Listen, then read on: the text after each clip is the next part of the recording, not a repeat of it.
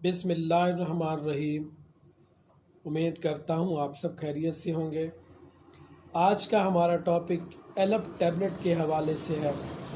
اس میں کیا موجود ہوتا ہے، کن کن تکالیف میں اس کا استعمال کیا جاتا ہے اور کیوں استعمال کرائی جاتی ہے، اور جو لوگ اس کو ڈاکٹر کی ہدایت کے بغیر استعمال کر رہے ہیں ان کے لیے انتہائی نقصان دہ کیوں ہیں۔ انشاءاللہ یہ ساری معلومات اس ویڈیو میں فراہم کروں گا۔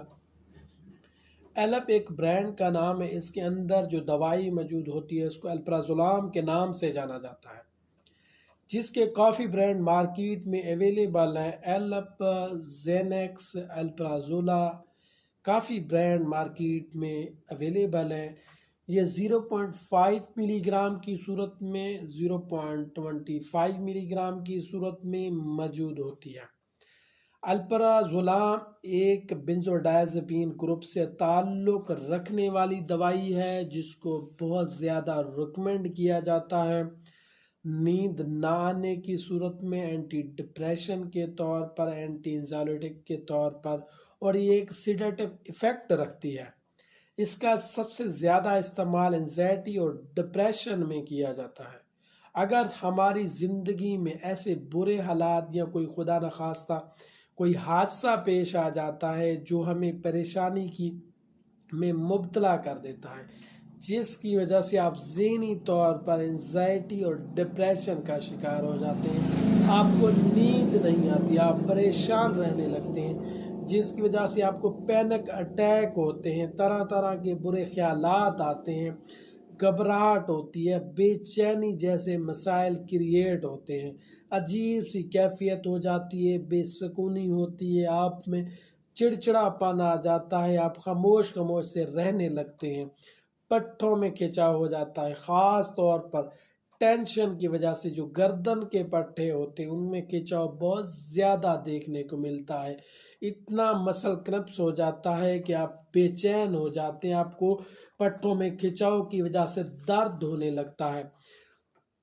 ڈپریشن کی وجہ سے آپ کو سانس لینے میں دشواری ہوتی ہے۔ اس کے علاوہ کچھ کنڈیشنز ایسی بھی ہوتی ہیں، کچھ افراد ایسے بھی ہوتے ہیں جن میں خوف یا ڈر کی علامات بھی دیکھی جاتی ہیں۔ تو اس طرح کے سارے مسائل کو ٹریٹ کرنے کے لیے الپرازولام یعنی ایلپ کا استعمال کرایا جاتا ہے، جو اپنی خصوصیات کی وجہ سے ایک اچھا رزلٹ دیتی ہے۔ آپ کو ان تمام کنڈیشنز کو بہتر کرنے کے لیے اس کا بہت سے ڈاکٹر حضرات سہارا لیتے ہیں، خاص کر ماہر نفسیات اس کو بہت زیادہ استعمال کرواتے ہیں۔ بہت سے ایسے مسائل بھی ہیں جن میں آپ کو دل کی کوئی بیماری ہے یا کس طرح کی کوئی کرونک بیماری ہے، تو ایسی صورت میں اگر آپ کا ڈاکٹر آپ کو بہتر سمجھتا ہے، آپ شکایت کرتے ہیں کہ سر ہمیں نیند نہیں آتی، تو ایسی صورت میں بھی الپرازولام کا سہارا لیا جاتا ہے۔ بہت سے ڈاکٹر حضرات اس کو ریکمنڈ کرتے ہیں۔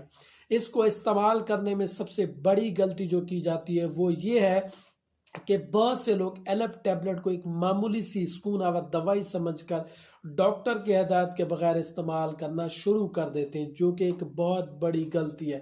اگر آپ ایلپ ٹیبلٹ کا استعمال ڈاکٹر کی ہدایت کے بغیر کرتے ہیں تو یقیناً آپ خسارے میں ہیں۔ یہ آپ کو صحت کے حوالے سے بہت سے مسائل کریٹ کر سکتی ہے۔ اگر آپ اس کا استعمال لمبے عرصے کے لیے ڈاکٹر کی ہدایت کے بغیر کرتے ہیں تو یہ آپ کو عادی بنا دیتی ہے، اور آپ اس کا استعمال نہیں کرتے تو آپ کو نیند نہیں آتی۔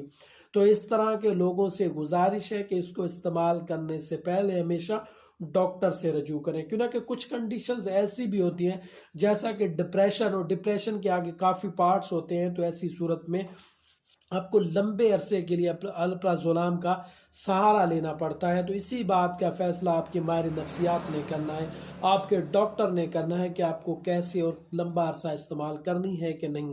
لیکن ڈاکٹر کی ہدایت کے بغیر اگر آپ لمبا عرصہ اس کا استعمال کرتے ہیں تو یقیناً آپ کو صحت کے حوالے سے مؤثر اثرات دیکھنے کو ملیں گے۔ تو اس کے علاوہ بہت سی ایسی کنڈیشنز بھی ہوتی ہیں جس میں اگر آپ اس کو فوری طور پر ڈاکٹر کی ہدایت کے بغیر بند کرتے ہیں تو آپ کو بہت سے مشکلات کا سامنا کرنا پڑ سکتا ہے، آپ کو نیند نہیں آئے گی، یا بہت سے ایسے مسائلات جیسے کہ ڈپریشن دوبارہ بھی کریٹ ہو سکتی ہے۔ تو اسی لیے اس کو بند کرنے سے پہلے بھی اپنے ڈاکٹر سے رجوع کریں۔ छोटे बच्चों में भी इसका इस्तेमाल नहीं कराया जाता। हामला खवातीन और दूध पिलाने वाली माँओं में भी इसके इस्तेमाल करने में एहतियात बरती जाती है, क्यों ना कि हमल के दौरान और दूध पिलाने वाली माँ जब बच्चों को दूध पिलाती हैं तो इसके असरात दूध में भी हो सकते हैं, जिसकी वजह से आपके बच्चे को सेहत के हवाले से मुआज़र असरात देखे जा सकते हैं।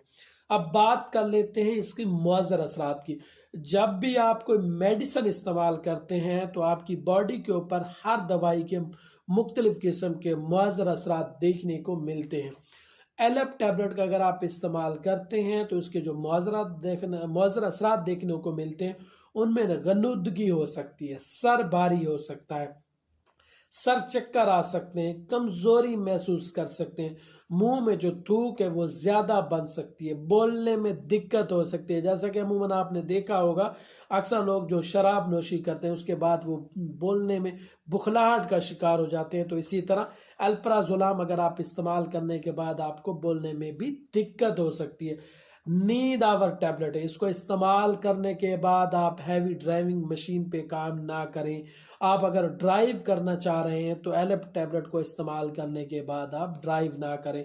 हैवी मशीनरी पर काम करने से आपको नुकसान हो सकता है, क्यों ना कि एलएफ टैबलेट इस्तेमाल करने के बाद आपको नींद आती है। अगर आपको नींद आएगी अगर आप एलएफ इस्तेमाल करने के बाद कोई काम करेंगे तो आपको नुकसान हो सकता है।